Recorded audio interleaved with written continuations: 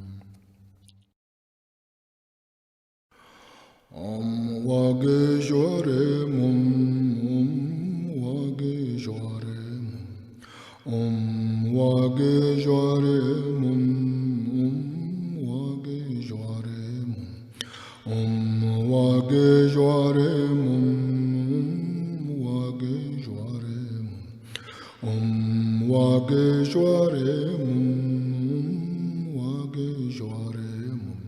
Wageshware Mum, Wageshware Mum, Wageshware Mum, Wageshware Mum, Wageshware Mum,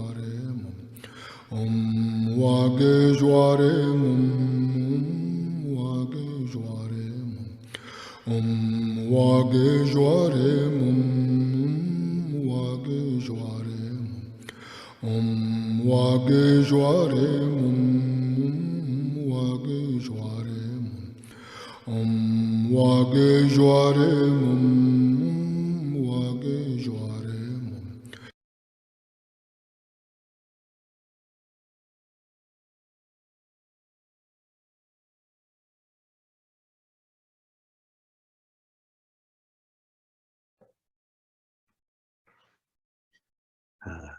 So let's now read stanzas 57 to 59. The teeth, the hair, the nails are not the eye. An eye is not the bones or blood. The mucus from the nose and phlegm are not the eye, and neither is it made of lymph or pus. The eye is not the body's grease or sweat. The lungs and liver likewise do not constitute it. Neither are the inner organs eye, and yet the body's, nor yet the body's excrement and waste. The flesh and skin are not the eye, and neither are the body's warmth and breath. The cavities within the frame are not the eye. An eye is not accounted for in sixfold consciousness. So these three stanzas is Shantideva's way to help us work through, to see how this body cannot be where the I is, right? So right now we can say, like I think we have to begin by honestly seeing how I have a sense of I. So we should not, start like pretending, oh, there's no I, because we think like, as Buddhists, we have to believe that there's no I. Like if that's the central idea of Buddhism, that there's no I, and then you think, oh, then I have to believe there's no I. Just like, if you think, oh, the central kind of point of Christianity is that Jesus Christ is your personal Savior and Lord. And then to be a Christian, then you have to believe that. And then you walk around believing, oh yes, Jesus Christ is my personal Savior and Lord. Then we think same thing, Now, what are Buddhists supposed to believe? Oh, Buddhists are supposed to believe there's no I. No. Buddha did not teach this teaching on, not self, anatta, and then by extension, shunyata, emptiness, as something that we believe in, but rather as a tool for us to overcome dukkha. So as a tool, right, as a method, it needs to be applied. So how to apply this? The first step in applying this is to first see how strong this sense of I we have right now. Of course, this sense of I is not like in a stable and permanent way strong. We also need to see how, in fact, it fluctuates. Sometimes very strong, sometimes barely there. In seeing the fluctuating patterns of this sense of I, we begin to see that, oh, actually this I is not so stable. This I fluctuates. And right there, we're beginning to apply this tool of not self, this tool of emptiness.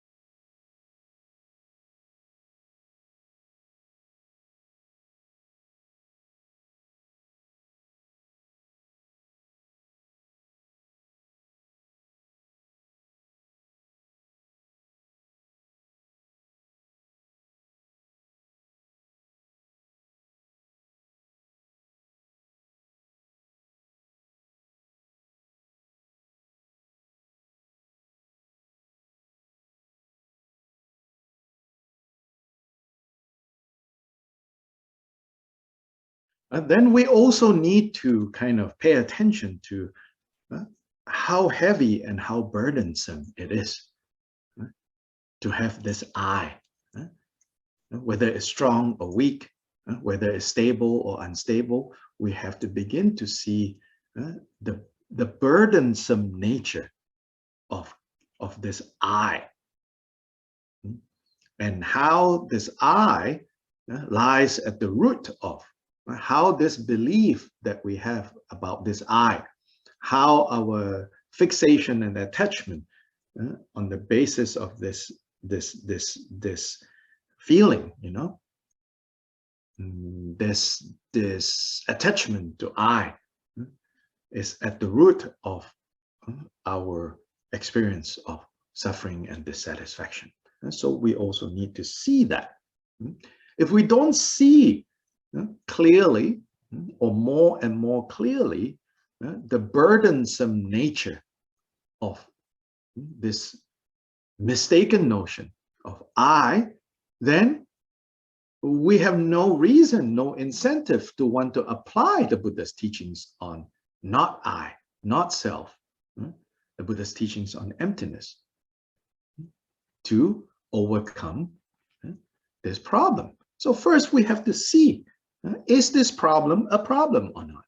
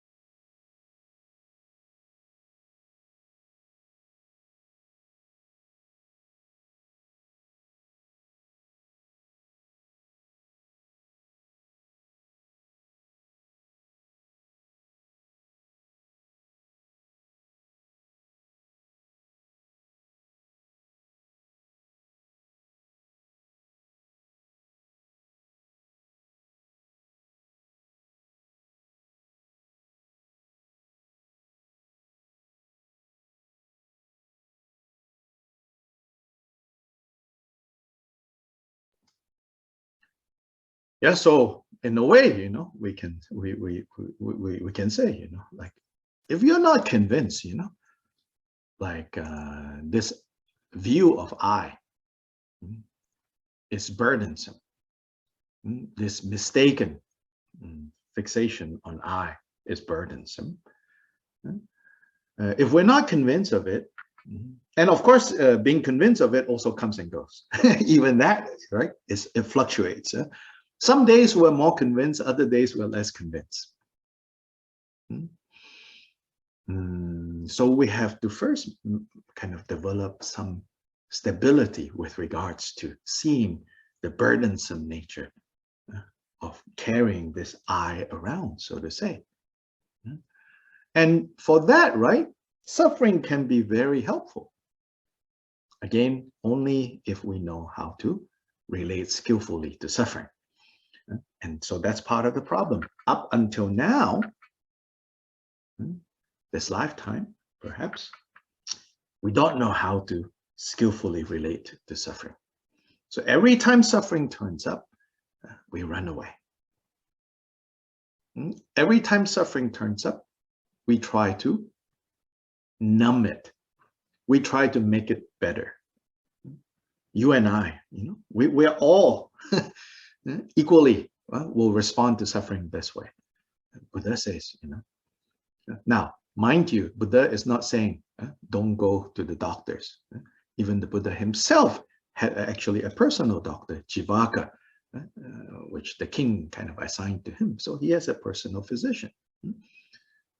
Of course, so, we see the doctor. But seeing the doctor should not become an obstacle to relating to suffering skillfully when suffering arises, whether it's physical suffering or mental, emotional suffering.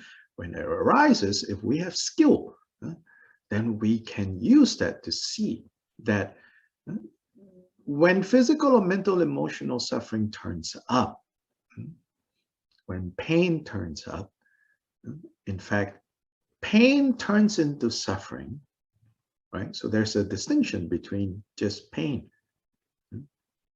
whether physical pain or mental, emotional pain, and where it goes from there into becoming what we call suffering. And that transition is depending on how strong this I, this sense of self is.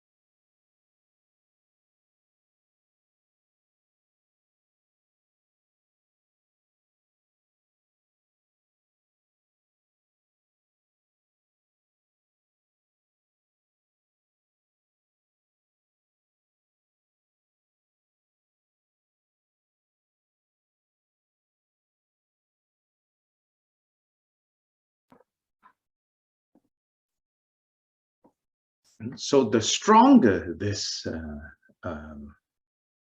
the stronger we identify our sense of self with this body and even with this mind, then the more dukkha, the more suffering we will experience when the body doesn't cooperate or the mind doesn't cooperate.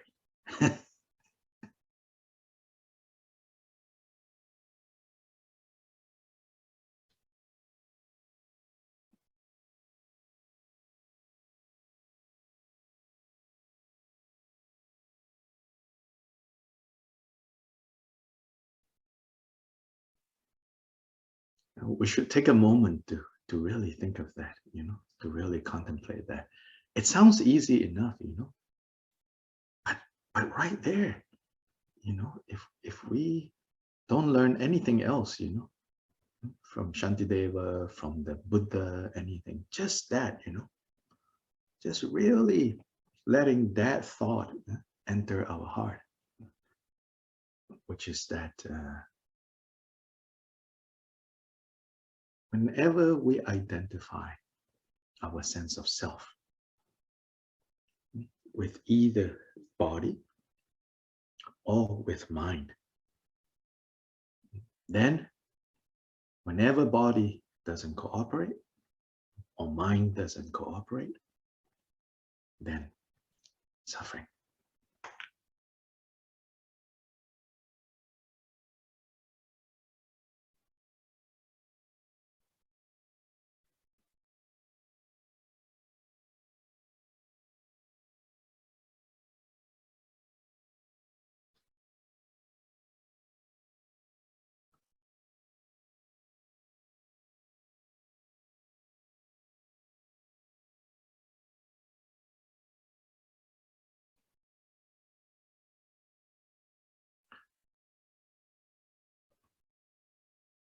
For ordinary people, for those who have not undertaken the work of the heart, in other words, have not began applying the Buddha Dharma, the first burden is mostly where suffering comes from, identifying with the body, building our sense of self. And from there, our self-worth, our self-image, all of that, self-esteem, all of that based on body. For those who have not begun, ordinary people who have not begun the work of training the mind, that's where mostly suffering comes from. That's where mostly we have to focus. Then for those who have started to take seriously the training of the mind, the training of the heart, even that, then the second, identifying with mind as self, is where suffering is going to manifest.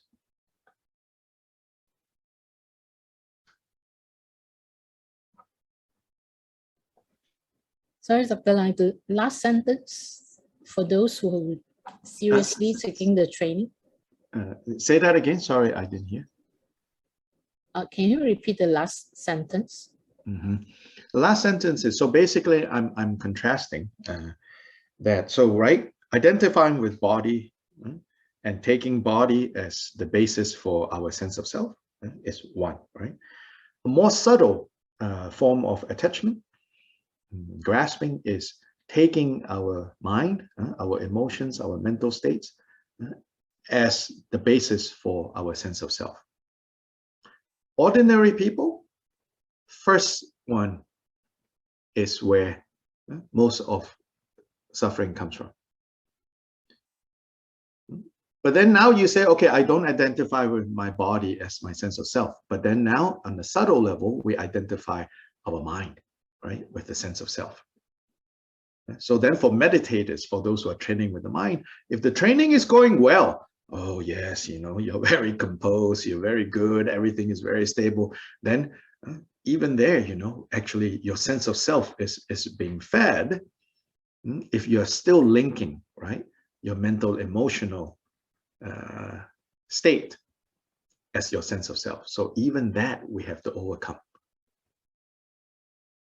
Yeah.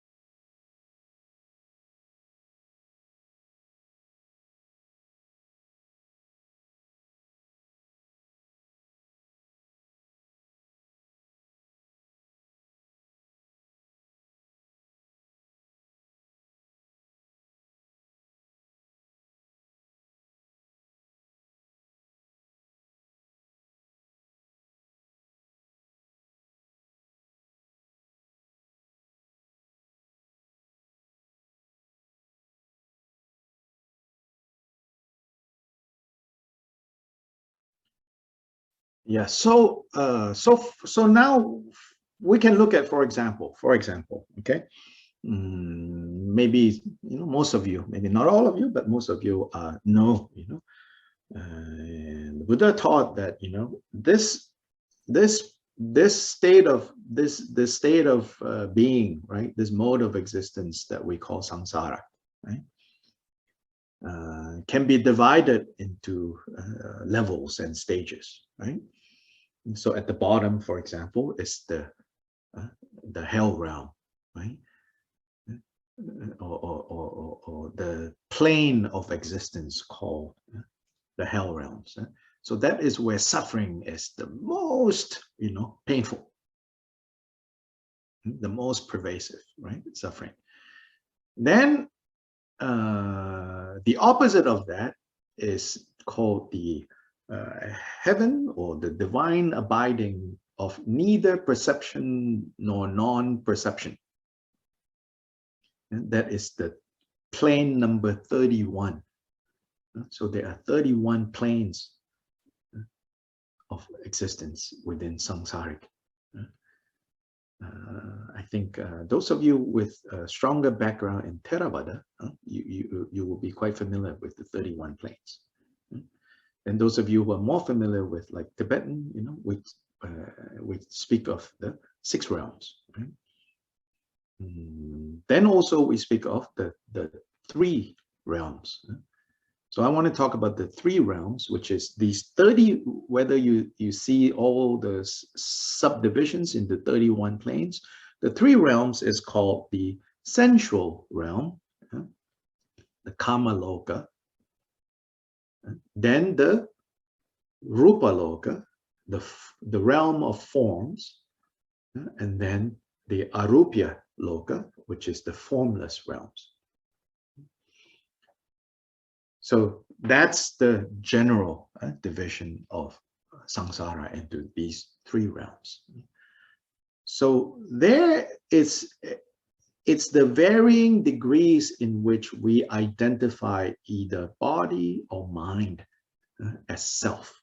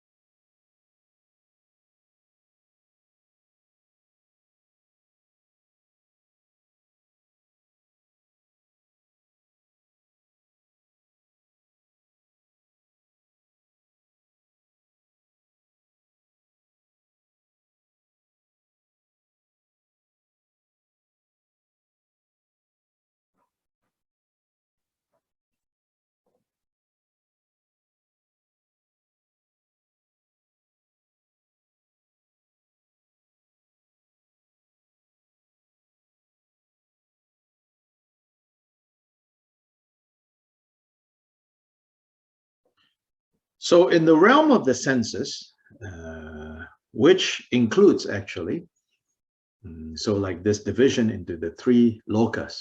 Let's use loka. Three lokas. Loka is a Sanskrit word.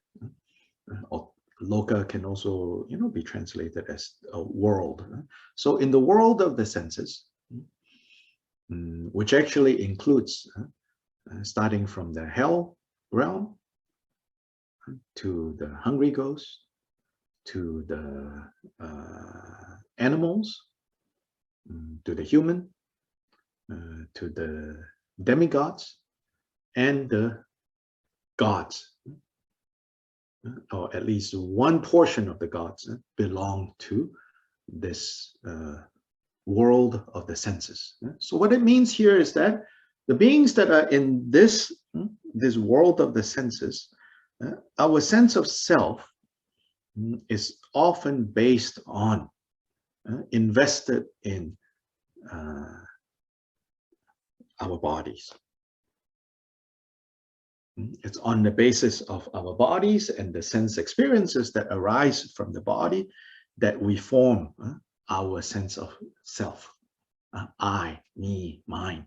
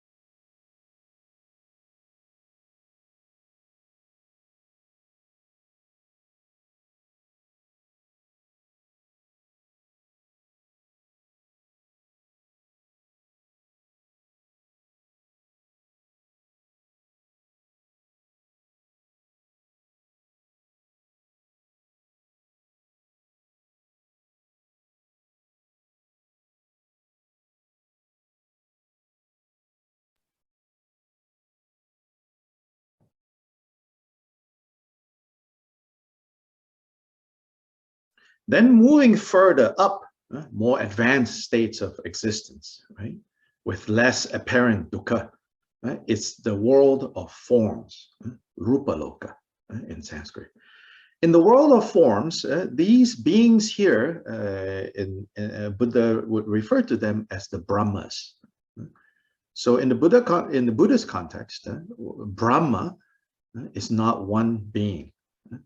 In the Hindu context, Brahma is the name of this god that Hindus believe is responsible for creating, for bringing into existence this world. But in our Buddhist teachings, Buddha says that, in fact, Brahma is not just one being. There's a whole class of existence, a whole class of beings that exists in this world called the Rupa Loka, the world of forms. Here, forms, we should understand them as what we might call subtle form, pure or more subtle form. Because in the world of the senses, we have forms for sure, but these are gross forms. So in the Rupa Loka, it's subtle form. So these are, you could say, light forms, and even more marvelous than light. So they are the world of forms. There, you could say, how do you get born into this Rupa Lokas? Buddha says, by refining our mental, emotional states. By training and refining. So what that means is, when we have become less and less invested and attached to the senses, so we leave the world of the senses, the Kama Loka, and we can be reborn in the Rupa Loka and become a Brahma being. But even as a Brahma being, dukkha still exists, because now dukkha arises. When dukkha arises, it arises in relation to the mental, the emotional.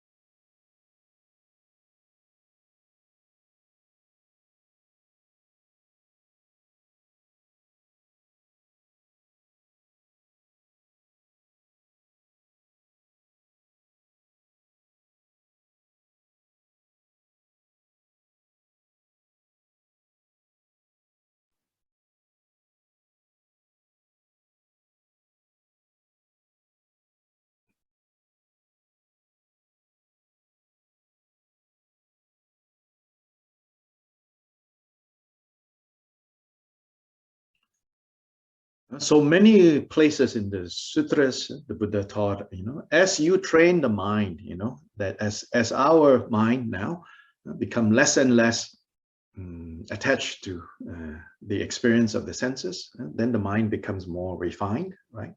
And then if we don't achieve Buddhahood, continue to kind of progress until we achieve Buddhahood, and then we die, then we'll be born in this Brahma world. Then including, so it's not just more refined and less distracted states of mind, also states of mind that are not distracted and that are, say, focus on metta, loving kindness, on compassion, on joy, on equanimity, can also lead to these within the world of forms, within the Brahma Loka, more advanced, higher states would lead to also this Brahma Loka. So this meditating on the four immeasurables, for example, if it doesn't lead, right, to complete Buddhahood, then it will lead temporarily to these, the second of the three worlds, to the Brahma world of forms. But there, as long as there is still, so here's where the problem is, as long as there is still a link between our sense of self and something unstable, which is mental emotional states.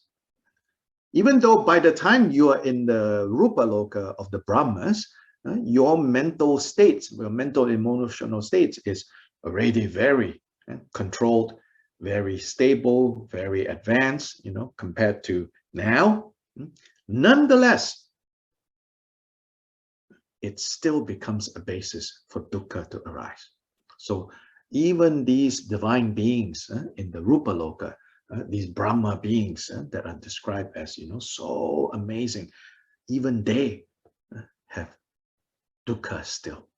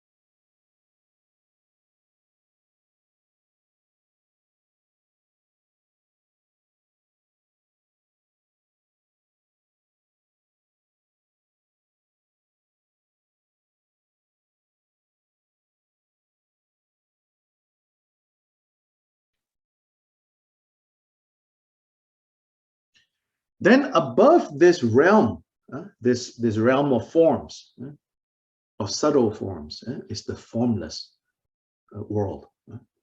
The formless world, the arupya loka. Here, there are four kind of subdivisions into more and more profound states of mind. And the highest one being, the heaven of neither perception nor non-perception. There, the sense of self is still present, and that sense of self is no longer built on the basis of mental, emotional states, but nonetheless now it is still anchored on something. And that something is very close to almost nothing. So it's called neither perception nor non-perception.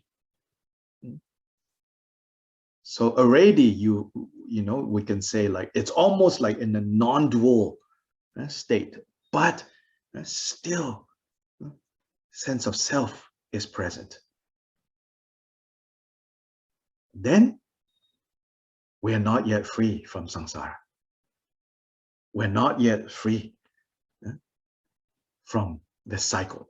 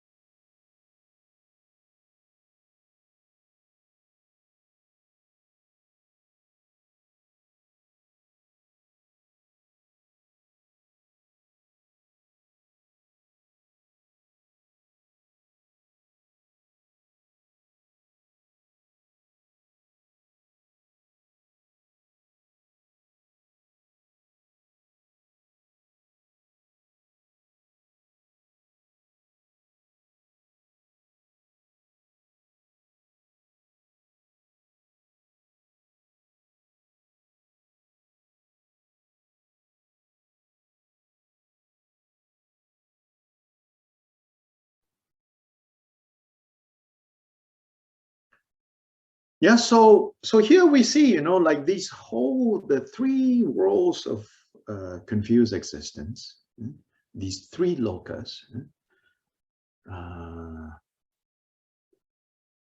We can see how, as long as self, sense of self is still present, then dukkha continues. In the gross form or in the subtle form, it's still there.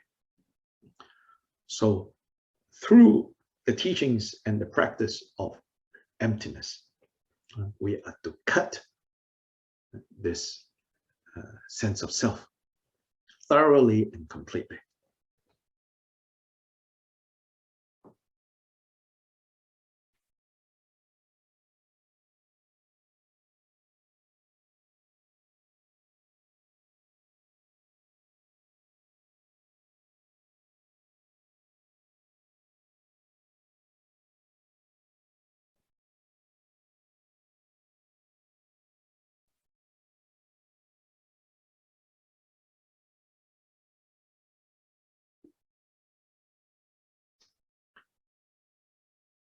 Also, as a side note, when we learn more about something like this, which I just very briefly talked about, then we won't so easily get carried away by people and their claims. These days, go on Facebook or here or wherever, people say, "Oh, I meditated, I experienced this, I experienced that. Oh, must be enlightenment, this, and that." Actually, when you really are exposed to the profound teachings of the Buddha, you will see that these mental states that people temporarily experience, or maybe ourselves experience, we will recognize and so go and know, oh, no, this is not yet Buddhahood, this is far from Buddhahood. And people, will be like, oh, he experienced, or this person experienced, either, claims that individuals are making for themselves, or claims that, individuals are making about other individuals, We think so quickly and so easily, oh, they have attained Buddhahood, oh, they have attained the fruit, oh, that is what enlightenment is, Actually, when you really know, what the Buddha taught, you will not so easily, so naively think, oh, that must be Buddhahood, that must be enlightenment.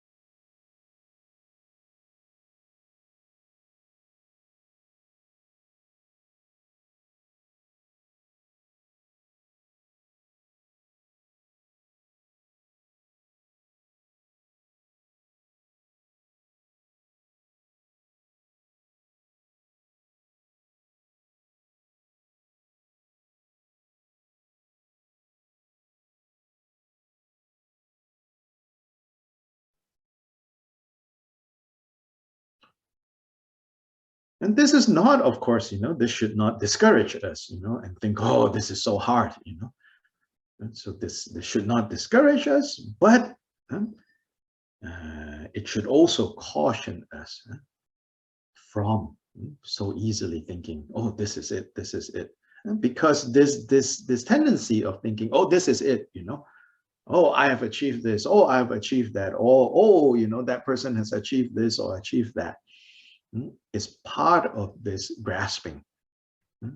So becoming this, becoming that, So all forms of becoming are forms of dukkha arising. So again, we remember this, that it is not about becoming. If anything, it's about unbecoming, not becoming.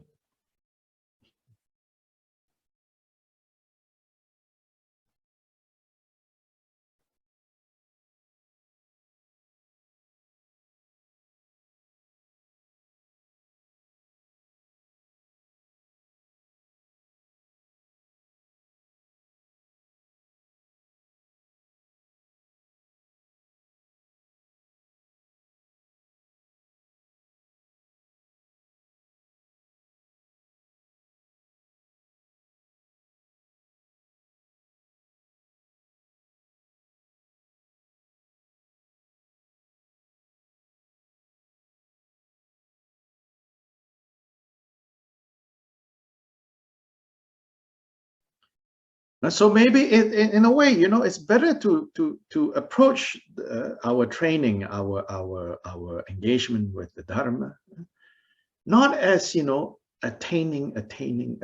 Although, admittedly, there's this language, strong language of like attainments, right? May I attain this? May I attain that? Right? Sure. There's that language, but I think we, especially like we are now, because of how much advancements human beings have made, in terms of control of the weather, control of circumstances, everything, so we are all very attainment oriented, So I think we should not bring this confusion into our Dharma practice, and more emphasize, I feel, that it's not about thinking of attaining this or attaining that.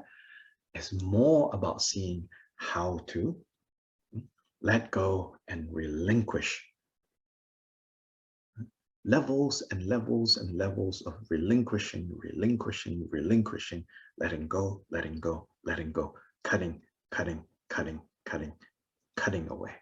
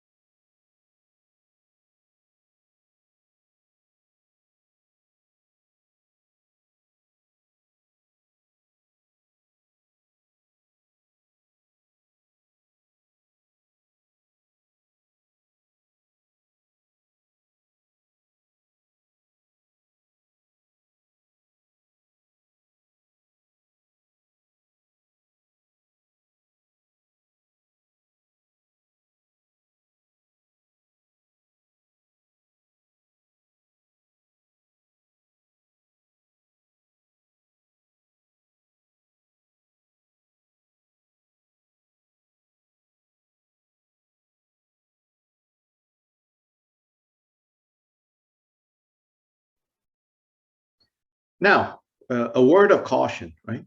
When we say cutting, when we say letting go. This is not the same as, giving up because things are not going our way, then, oh, I don't want to live anymore. I don't want to think about doing anything anymore. This is not what we're talking about here. Letting go, cutting, it's not out of frustration of things not going our way. So we have to guard against this. But rather, this is the kind of letting go and the kind of cutting that comes from understanding the burdensome nature of any and all sense of self. So in fact, how do we know, we are engaging in the right kind of letting go and the right kind of cutting, is when at every cutting and at every letting go, we feel lighter. We feel less encumbered. We feel less bogged down.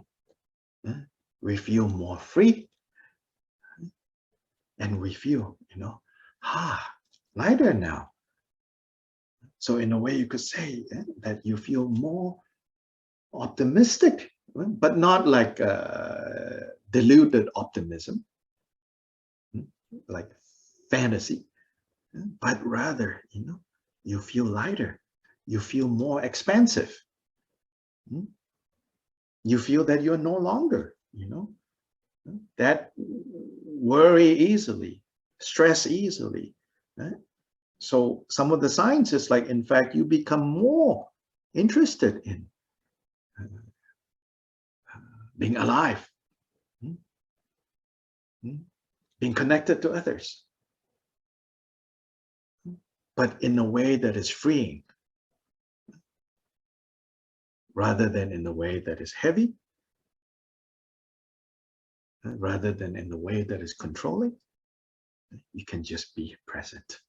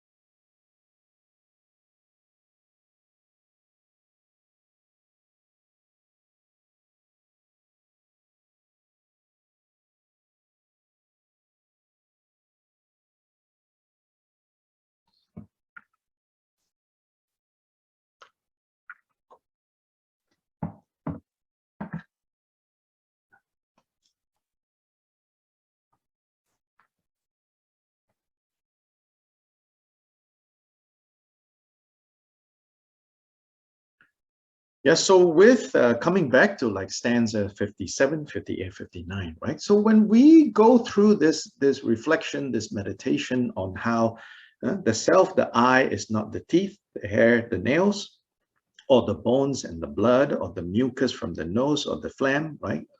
Stanza 57. So actually here, like when we reflect on this, and if you want to know, am I doing this right? Well, you are, like, when you do this right, I would say, it doesn't result, so here's important. It doesn't result in you saying, oh, I don't care about my physical health, but rather now your way of relating to your physical health is a liberating one. So you become freed of being obsessed on the body in an unhealthy way. And now you have a healthy relationship with body. And if you really give up, attachment this way, it's not the teeth, it's not the hair, it's not the nails. Ironically, the teeth, the hair, and the nails will now, for the first time, become really healthy. You will shine. In fact, when the Buddha is described in the text, it says that, you know, he was beautiful, he was attractive. But his beauty and his attraction doesn't come from going to enhance, you know, with surgery, with laser, with with cream and gels, you know, but rather his, you could say, this natural beauty that comes from actually him or them. Buddhists don't need to be limited to male or female, of them having cut in the right way attachment to this body as self.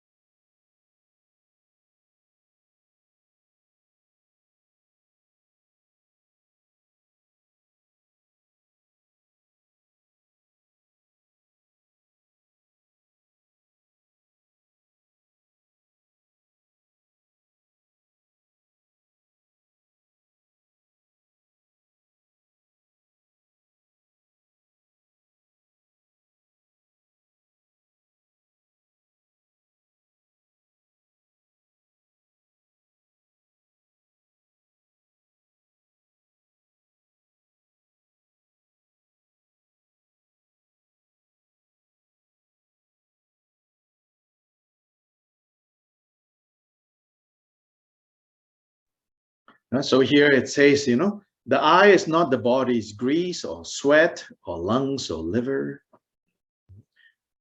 So like the Buddhas, the great arhats, the great bodhisattvas, it said that, you know, they exude, in the sutras, it describes them. They say that they exude a fragrance, a natural fragrance to their from their bodies. That's because they have left behind identifying the sweat or the grease as I. So now even their bodies naturally exude fragrance. It says like, smells like sandalwood, smells like lotus.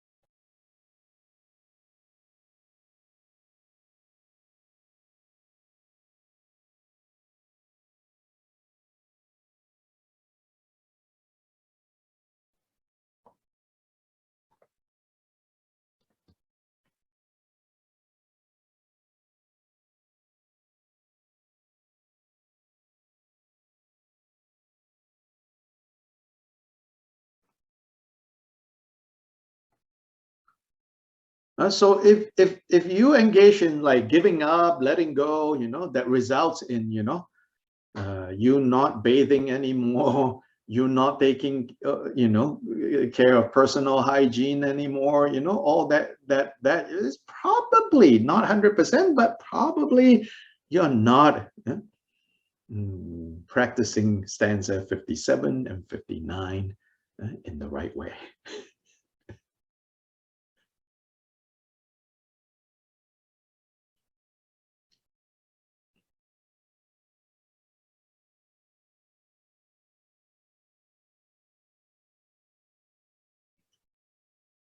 You don't wash anymore, you don't do laundry anymore. Just think up your house, think up your car, nobody wants to come near you. Probably you're not practicing 57 to 59 the right way.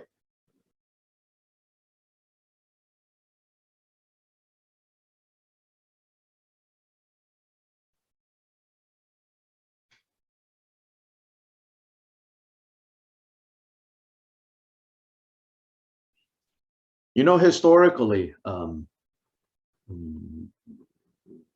in the Buddha's time, you know, in the Vinaya, the code of conduct for monks and nuns, it is said that only twice a month, you know, they shower, they bathe on the 19th and the 29th day, and they shave. And so then you might think, oh my gosh, you know, only cleaning twice, you know.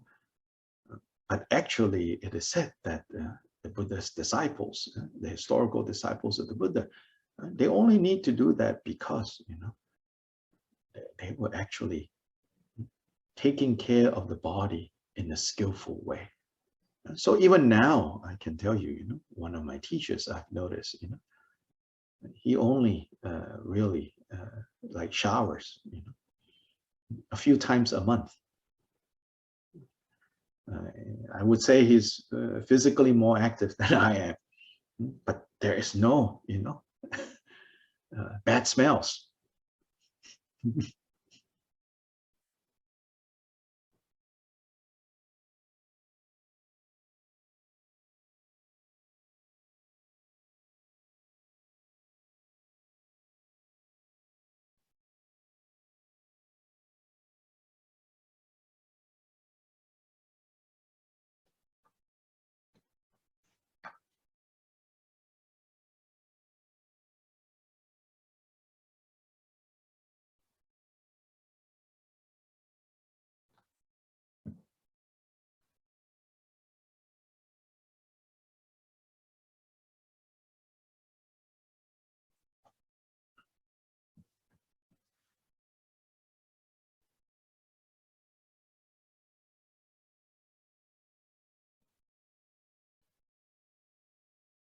So today we will end here.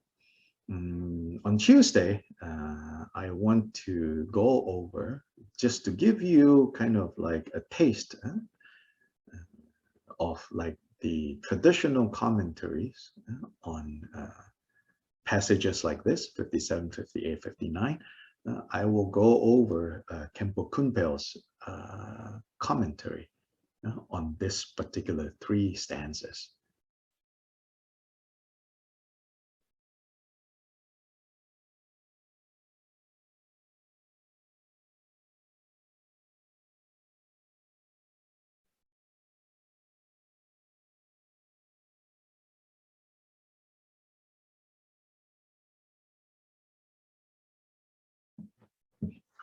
So those of you who have the book, you know, it's called The Nectar of Manjushri's Speech. This is the English translation of Khenpo Kunpel's commentary.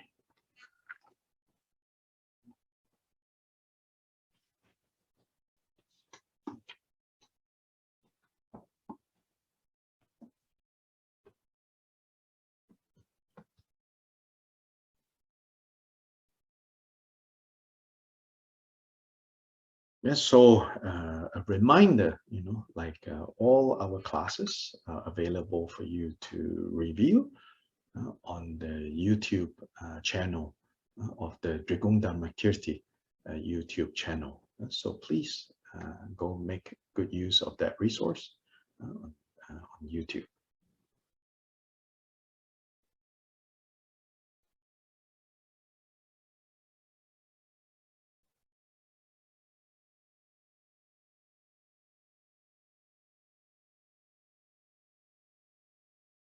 And most of the translated teachings are also available there.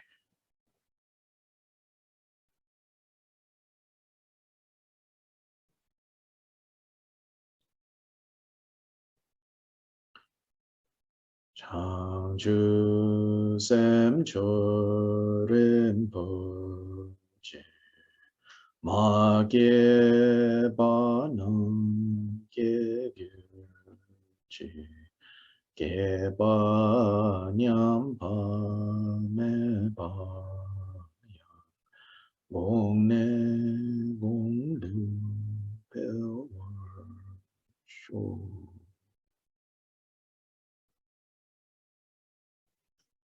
So in the chat on Zoom, Omar just shared that that YouTube channel link, and if somebody can also share that on Facebook, where this is being live streamed, that will be also very helpful. So again, if you did not capture this chat, you want to click on that link so that it will open a window, because once we stop the Zoom class, that will disappear.